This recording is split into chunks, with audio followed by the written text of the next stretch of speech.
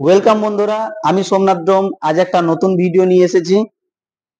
আজ আমরা দেখব ট্রান্সমিশন এবং ডিস্ট্রিবিউশনের যে ইনসুলেটর ব্যবহার করা হয় সেই ইনসুলেটর। তাহলে আজকে আমাদের ক্লাস কি রয়েছে, টাইপ অফ ইনসুলেটর, বা এখানে আমি একটা ইনসুলেটরের ছবি এঁকেছি, কারণ সবগুলি আঁকা সম্ভব নয়। সেকেন্ড ইনসুলেটরটা যেটা আমরা বিশেষভাবে পরিচিত, যে ট্রান্সমিশন এবং ডিস্ট্রিবিউশন লাইনে যেগুলি ব্যবহার করা হয়, ট্রান্সমিশন থেকে ডিস্ট্রিবিউশনে বেশি ব্যবহার করা হয় আমাদের এই সাইকেল ইনসুলেটর, বা যে ইনসুলেটরগুলি আমাদের 7 রকমের যে ইনসুলেটর রয়েছে আমরা দেখবো আজকে, যে যে ইনসুলেটরগুলি আমাদের ট্রান্সমিশন লাইন বা ডিস্ট্রিবিউশন লাইনে ব্যবহার করা হয়। প্রথমত জানতে হবে যে আমাদের ইনসুলেটর কি এবং ইনসুলেটর কেন ব্যবহার করা হয়। দেখো, ইনসুলেটরটা হচ্ছে যে আমাদের একটা তড়িতের কুপরিবাহী।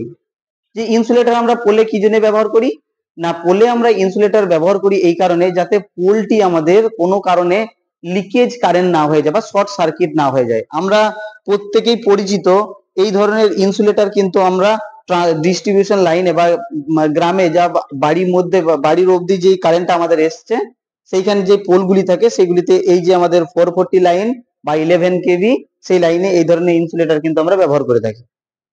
তো ইনসুলেটরটা ব্যবহার কেন করছি, প্রথমত কি বললাম, যে আমাদের যে তারটা টাঙানো হয়, যে ওভারের তারটা আসে, যে সাপ্লাইটা আসছে, তাকে সরাসরি আমরা পোলে বেঁধে নিয়ে আসতে পারি না। তাতে পোল আমাদের কি হতে পারে, শর্ট সার্কিট হতে পারে, মানে কি শর্ট সার্কিট হয়ে যাবে। তো সেই শর্ট সার্কিটের হাত থেকে রক্ষা পাওয়ার জন্য, বা আমাদের যে মেন সেফটি, সেটার জন্যও আমরা কি কি ব্যবহার করি না, ইনসুলেটর ব্যবহার করি। তাই যে ইনসুলেটরের কতটা গুরুত্ব সেটা আমরা বুঝতে পারছি, যে ইনসুলেটর কি জন্য ব্যবহার করছি। প্রথমত আমাদের যেখানে বলা আছে যে এখানে যে ওভারহেড ইনসুলেটর, যে ওভারহেড লাইনে যে ইনসুলেটরটা ব্যবহার করছি, সেটা আমাদের পোলটা যাতে কোনো রকম যে ক্রস আর্ম গুলি থাকে, সেই ক্রস আর্ম বা পোলটি যাতে শর্ট সার্কিট না হয়ে যায়, শর্ট সার্কিট যাতে কোনো কারণে না হয়ে যায়, তার জন্য আমরা কিন্তু এই ইনসুলেটর ব্যবহার করছি। এই যে ইনসুলেটর, এই ইনসুলেটর কয় প্রকার এবং কি কি, আর এই ইনসুলেটরের কি কি প্রপার্টিজ রয়েছে, বা কিরকম প্রপার্টি নিয়ে আমাদের ইনসুলেটর, যে ইনসুলেটরটা আমি এমনি ব্যবহার করে দিলাম, যে যে কোনো একটা ইনসুলেটর, কিন্তু না, সেরকম করলে কিন্তু হবে না। না, আমাদের কি একটা ভালো ইনসুলেটর আমাদেরকে ব্যবহার করতে হবে, যেটা আমাদের কোনো রকমে যাতে আমাদের পোলটা শর্ট সার্কিট না হয়ে যায়, শর্ট সার্কিট কোনো রকমে যেন আমার পোলটা যে ইয়ে না হয়ে যায়, শর্ট সার্কিট না হয়ে যায়। তাহলে সেই দিকে আমাদের ধ্যান রাখতে হবে। তাহলে এখানে দেখো দেওয়া আছে কি, যে properties of insulator, properties of insulator, যে একটা ইনসুলেটরে কি কি প্রপার্টি থাকতে হবে। ইনসুলেটরের প্রপার্টি আমাদের এতটাই ভালো থাকতে হবে যাতে কোনো কারণে আমাদের যে ইনসুলেটর পোলটা শর্ট সার্কিট না হয়ে যায়, ক্রস আর্মগুলি শর্ট সার্কিট যাতে না হয়ে যায়। তো দেখো, প্রথমেই দেওয়া আছে যে high mechanical strain in order to switchard and conductor withstand conductor load, wind load and conductor load। প্রথমে আমাদেরকে দেখতে হবে যে এই যে ইনসুলেটর যে আমরা ব্যবহার করব, আমাদের এখানে একটা এখন পিন ইনসুলেটর রয়েছে, মানে এটা ইনসুলেটর, কি ইনসুলেটর সেটা আমি পরে জানবো। এই যে ইনসুলেটরটা আমি যে ব্যবহার করব, সেই ইনসুলেটরটা দুটি লোড আমাদের যেন বহন করতে পারে। কি কি, একটা হচ্ছে তারের উইথস্ট্যান্ড, তার যে আমি তারটাকে যে টাঙিয়ে দিলাম, তারের তো আমাদের একটা টান রয়েছে, যে স্যাগ রয়েছে, যে ক্ষমতাটা রয়েছে তারের, যে টান দিয়ে আমি রেখেছি বাতাসের মধ্যে যে ইয়েটা রয়েছে, যে যাতে এই যে টানটা এ যেন সহ্য করতে পারে, এ যেন ঠিক থাকতে পারে। যে যখন আমাদের দেখা গেল প্রচুর পরিমাণে ঝড় দিচ্ছে, তখন তার আমাদের দুলতে থাকবে, সে তার যে দুলতে থাকছে, তো ইনসুলেটরটা যদি আমার প্রপার্টি ঠিকঠাক না থাকে তাহলে কিন্তু ইনসুলেটরটা ভেঙে যেতে পারে। তাহলে প্রথমে আমাদের কি থাকতে হবে, তারের আমাদের যে মেকানিক্যাল স্ট্রেংথ, ক্ষমতা, মানে শক্তপোক্ত, সেটার দিক দিকে আমাদের খেয়াল রাখতে হবে যাতে আমাদের ইনসুলেটর সেরকম শক্তপোক্ত হয়, এই দিকে আমাদের কিন্তু খেয়াল রাখতে হবে। দ্বিতীয়ত কি বলছে, যে high electrical resistance insulation material in order to avoid leakage current. এইটা আমাদের সব থেকে বেশি থাকতে হবে, যে আমরা যে প্রথমে দেখলাম মেকানিক্যাল স্ট্রেংথও বেশি থাকতে হবে, দ্বিতীয়ত হচ্ছে এর মধ্যে যে ইলেকট্রিক্যাল রেজিস্ট্যান্স এতটাই বেশি থাকতে হবে যাতে কোনো কারণে এর মধ্যে কারেন্ট ফ্লো হয়ে নিচের দিকে না আসে, মানে এর মধ্যে যাতে লিকেজ কারেন্ট না হয়ে যায়। তাহলে আমরা জানি যে রেজিস্ট্যান্স হচ্ছে আমাদের তড়িতের কি বাধার সৃষ্টি করে, মানে রেজিস্ট্যান্স এত হাই এর মধ্যে যে কোনো কারণে যে এর মধ্যে তো আমাদের তো তারটা বাঁধা থাকে, নাট বোল্টিং করে যে তারটা এর মধ্যে দেওয়া থাকে, যেমন এখানে আমি দিয়ে রেখেছি, এই পুরো ইনসুলেটরের মধ্যে বাঁধা আছে। তাহলে কি এই যে মাথার উপর বাঁধা আছে, তাহলে এর মধ্যে যে আমি 440 অথবা 11 কেভি, এটা 11 কেভি ইনসুলেটর, তাহলে এই 11 কেভি আমি নিয়ে গিয়েছি। তাহলে 11 কেভি মানে 11,000 যে ভোল্ট আমাদের যে যাচ্ছে, তাহলে আমার এটা শর্ট হয়ে যাওয়ার কথা কেন হয় না? কারণ এর মধ্যে আমাদের কি রয়েছে, অনেক বেশি পরিমাণে কি রয়েছে, রেজিস্ট্যান্স রয়েছে, ইলেকট্রিক্যাল রেজিস্ট্যান্স রয়েছে, এতটাই বেশি রয়েছে যে এর মধ্যে কোনো রকম আমার লিকেজ কারেন্ট এর মধ্যে আমাদের আসছে না। তাহলে সেই দিকে আমাদের ধ্যান রাখতে হবে। 3 নাম্বার কি বলছে, 3 নাম্বার বলছে high relative permittivity insulator material order to dielectric strength and high. তাহলে ডাইইলেকট্রিক স্ট্রেংথ এতটাই হাই রয়েছে, যেমন আমরা এটা যে ডাইইলেকট্রিক যে রেজিস্ট্যান্স দেখলাম বা ডাইইলেকট্রিক স্ট্রেংথ বা এর যে এটা দেখছি পারমিটিভিটিটা দেখছি, মানে এতটাই হাই থাকতে হবে যাতে কোনো কারণে আমাদের ইলেকট্রিক্যাল মানে ইলেকট্রিক ফ্ল্যাশ ওভার না হয়ে যায়, যাতে কোনো কারণে শর্ট সার্কিট। আমাদের মোট কথা হচ্ছে ইনসুলেটর আমরা এমনই ইনসুলেটর ব্যবহার করব যাতে কোনো কারণে কোনো রকমের যাতে লিকেজ কারেন্ট আমাদের পোল অবধি না এসে যায়, ইনসুলেটরের মধ্যেই যেন থেকে যায়। তাহলে বোঝা গেল যে ইনসুলেটর তাহলে আমাদের কত গুরুত্বপূর্ণ একটা জিনিস। দেখো 4 নাম্বার এখানে কি বলা আছে, যে the insulator material should be non purpose free from the required and permittivity and will lowered। তাহলে এই যে গুণাগুণ যে নানা রকমের যে প্রপার্টিস গুলো দেওয়া আছে, তাহলে প্রথমত একটা জিনিস মাথায় রাখবে যে প্রথমত আমাদের যে জিনিসটা দেখা দরকার, আমাদের এই যে মেকানিক্যাল স্ট্রেংথ মানে এই যে ইনসুলেটর কতটা শক্তপোক্ত, 2 নাম্বার হচ্ছে হাই রেজিস্ট্যান্স। এই দুটো কিন্তু অনেক বেশি থাকতেই হবে, তাছাড়া কিন্তু আমাদের ইনসুলেটর ঠিকঠাক ভাবে কাজ করবে। কারণ আমরা এখন 11 কেভি তে ব্যবহার করছি, সেটাকে আবার 33 কেভি, 66, 132, 220, 440 আপ টু 440, 100 এইসব এতগুলি যে আমরা ভোল্টেজে যে ব্যবহার করব, তার মানে তার ইনসুলেশনের প্রপার্টি তার তত বেশি হবে। তাহলে ইনসুলেশন এই যে ইনসুলেটর আমরা ব্যবহার করছি, তাহলে ইনসুলেটর মানে কার উপরে কিসের ভোল্টেজের উপর আমাদের চেঞ্জ হয়ে যাবে। তাহলে এই ইনসুলেশন রেজিস্ট্যান্স এতটাই বেশি হবে যে যেটা 11 কেভি তে ব্যবহার করছি সেটা 33 কেভি তে নয়, 33 কেভি তে আমাদের আরো বেশি ব্যবহার করতে হবে। তাহলে এইসব জিনিসগুলো কিন্তু আমাদেরকে দেখে রাখতে হবে যে কতটা আমাদের ইনসুলেশন প্রপার্টি ঠিক রয়েছে, সেই ধরনের আমাদের কিন্তু ইনসুলেশন আমাদের ব্যবহার করতে হবে যাতে কোনো কারণে আমাদের পোলটা শর্ট সার্কিট না হয়ে যায়। তাহলে নিশ্চয়ই বোঝা গিয়েছে যে আমরা ইনসুলেটর কি জন্য ব্যবহার করব, যে লাইন ইনসুলেটর ওভারহেড লাইনে যে ইনসুলেটরটা ব্যবহার করছি সেগুলোই আমরা কি বলছি, লাইন ইনসুলেটর। এরপর দেখব যে ইনসুলেটর কয় প্রকার। ইনসুলেটর দেখো, ইনসুলেটর এখানে দেওয়া আছে, যেটা আমরা বিভিন্ন ধরনের ইনসুলেটর দেখে থাকি। গ্রামের যে আমাদের গ্রামের যে লাইনগুলো রয়েছে সেইখানে একরকম ইনসুলেটর ব্যবহার হয়, হাই টেনশন লাইনে যেখানে ট্রান্সমিশন লাইন যেগুলি আমাদের মাঠের টাওয়ার লাইনগুলি যাচ্ছে সেইখানের মধ্যে আবার এক ধরনের ইনসুলেটর চেন টাইপের ইনসুলেটর আমরা ব্যবহার করে থাকি। তাহলে এক একটা ইনসুলেটরের কিন্তু এক এক রকম নাম রয়েছে। তাহলে এইখানে যে আমাদের ইনসুলেটর ব্যবহার করছি 7টা ইনসুলেটর, আমরা 7 রকমের ইনসুলেটর আমরা ব্যবহার করে থাকি। কি কি ব্যবহার করে থাকি, এখানে দেখো 1 নম্বরে বলা হচ্ছে pin type insulator, shackle type insulator, যেটা আমি এখানে এঁকে রেখেছি স্যাকেল ইনসুলেটর, স্যাকেল টাইপ, এটা হচ্ছে স্যাকেল ইনসুলেটর। পিন টাইপ ইনসুলেটর আমরা ব্যবহার করি। সাসপেনশন ইনসুলেটর, সাসপেনশন ইনসুলেটর কোনটি, যেটা আমরা সাসপেনশন ব্যবহার করছি যদি আমরা লক্ষ্য করে দেখি যখন আমরা মাঠের দিকে বা বাইরে যেখানে 132, 220, 400 কেভি যে লাইনগুলি মাঠের মধ্যে যাচ্ছে, একবার পজ করো তো। তাহলে সাসপেনশন ইনসুলেটর কাকে বলছে, আমরা এখানে কি দেখলাম, পিন টাইপ আমরা পিন টাইপ আছে, স্যাকেল আছে, সাসপেনশন। তাহলে সাসপেনশন ইনসুলেটর কোনটা, সাসপেনশন ইনসুলেটর হচ্ছে যে মাঠে যে হাই টেনশন লাইনগুলি যাচ্ছে হাই ভোল্টেজে 132, 33 কেভিতে আলাদা ব্যবহার করা হয়, 132, 220, 400 কেভি যে আমাদের হাই ভোল্টেজ গুলি ব্যবহার করা হয়, সেইখানে যে লম্বা পরপর যে আমাদের ইনসুলেটর গুলি অনেকগুলি ইনসুলেটর লাগানো থাকে, যে একটা চেন করে দেওয়া হয়, বা সেটা হরাইজন্টালি হতে পারে বা ভার্টিক্যালি হতে পারে, ওই ধরনের যে ইনসুলেটর গুলি ব্যবহার করা হয় সেই ইনসুলেটর গুলির নাম কি, সাসপেনশন ইনসুলেটর।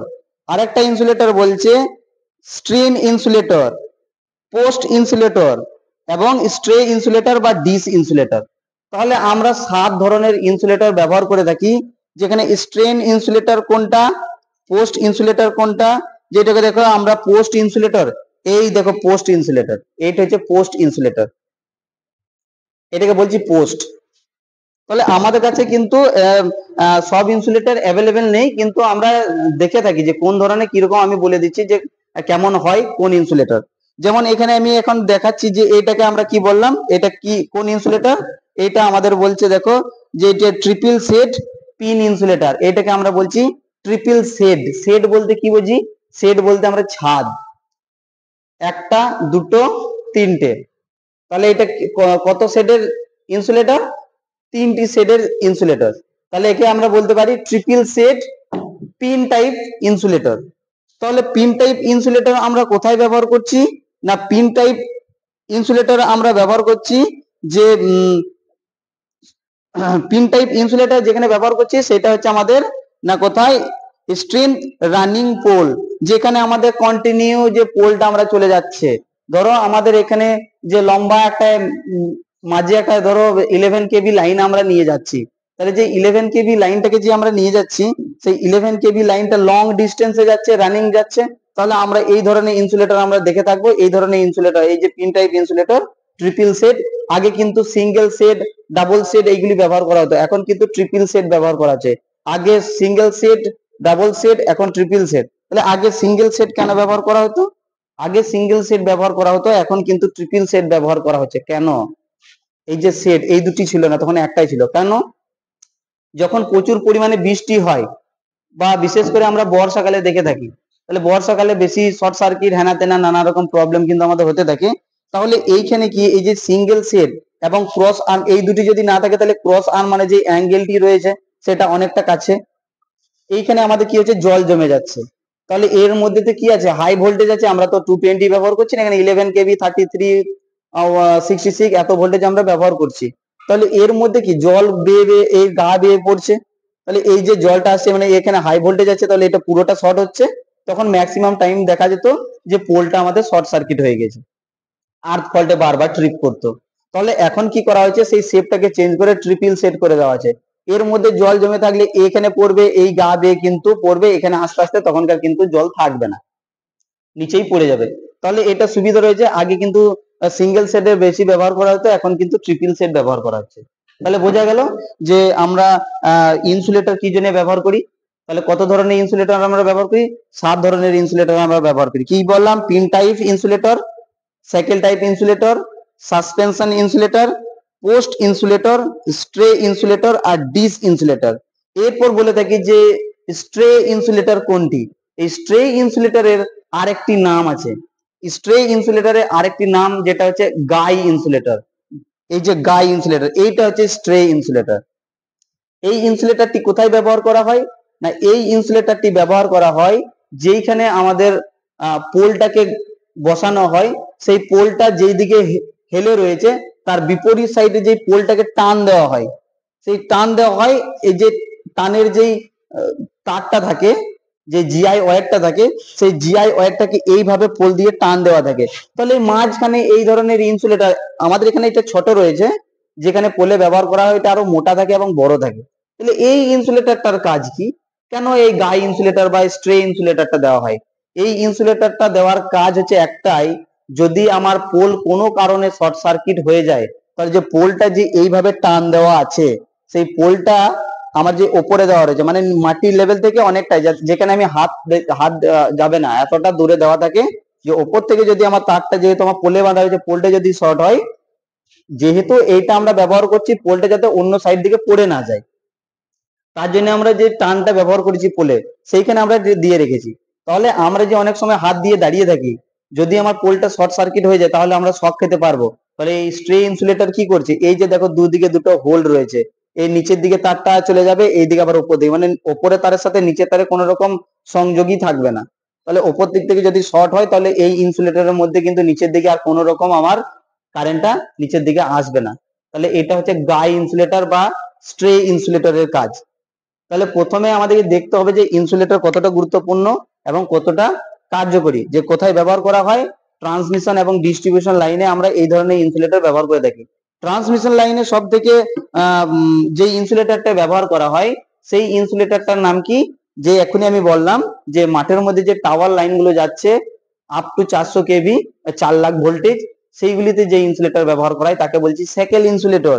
আমাদের এখানে ডিস ইনসুলেটরটা নেই, তাছাড়া ভালোভাবে বুঝতে পারতাম যে ডিস ইনসুলেটর এক একটা ডিস, মনে করে এখন এটা নেই, তাহলে এই যে ডিস পোর্শনটা এক একটা ডিস, যেমন সাসপেনশন ইনসুলেটরে কি আছে যে যদি আমার 400 কেভি হয় সেই রকম ভাবে কি হয় না, সেই রকম ভাবে আমাদের পরপর পরপর ডিসগুলি লাগানো থাকে, এক একটা ডিস লম্বা ভাবে লাগিয়ে কি করা হয়েছে একটা চেন তৈরি করে দেওয়া হয়েছে, সেটাকেই বলছি আমরা সেকেল ইনসুলেটর। এই ইনসুলেটর দেখেই এই ইনসুলেটরটা হিসাব করেই আমরা বুঝতে পারবো যে এই টাওয়ার লাইনটার মধ্যে বা স্টিল টাওয়ারটার মধ্যে কত কেভি লাইন আমাদের ফিড করছে। তাহলে এক একটা ডিশের যদি বলি তাহলে ইনসুলেটর দেখেই যদি আমি বলতে পারি যে এখানে কত কেভি লাইন আমাদের ফ্লো করছে, তাহলে এক একটা ডিশের কারেন্ট ক্যারিং ক্যাপাসিটি কত, কত ভোল্টেজ ক্যাপাসিটি, এক একটা ডিশের ক্যাপাসিটি হচ্ছে 11 কেভি। এবার যদি 33 কেভি লাইন আমাদের যায় তাহলে ডিশটা দেখেই বুঝতে পারবো তাহলে কটা থাকবে, 3টি থাকবে, কিন্তু একটা এক্সট্রা থাকে। কেন? যদি কোনো কারণে আমার ফ্ল্যাশ ওভার একটা হয়ে যায়, হতেই পারে সার্কিটে কোনো সময় হাই ভোল্টেজ হতে পারে বা লাইটনিং এর জন্য আমার কোনো সময় একটা ইনসুলেটর ভেঙে যেতেই পারে, তাহলে সেইটা কি করা হয় না, সেই যে ইনসুলেটর সেই ইনসুলেটর একটা এক্সট্রা লাগানো হয় যাতে কোনো কারণে আমার পোলটা শর্ট না হয়ে যায়। যদি 11 কেভি হয় তাহলে আমার একটা জায়গায় দুটো ইনসুলেটর লাগা থাকে। আমরা যদি লক্ষ্য করে দেখি তাহলে এগুলো খুব ভালোভাবেই দেখতে পাবো যে 11 কেবিতে কয়টা ইনসুলেটর, 33 কেবি 66, 132, 220, 400 কেবি কতগুলি ইনসুলেটর লাগানো রয়েছে সেটা আমরা হিসেব করে দেখেই বলে দিতে পারবো যে এটা কত কেবি লাইন ফিড করছে। তাহলে ইনসুলেটর আমাদের কতটা গুরুত্বপূর্ণ আমরা খুব ভালোভাবে বুঝতে পারছি।